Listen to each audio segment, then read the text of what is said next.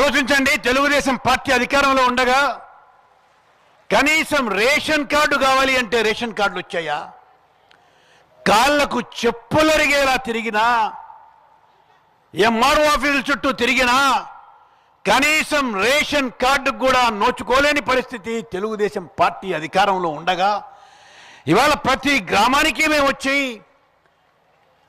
Ration కార్డులు ఇప్పించిన కార్యక్రమం చేశామా లేదా అని అడుగుతున్నాను నేను. ఇది ఇందిరమ్మ ప్రభుత్వం.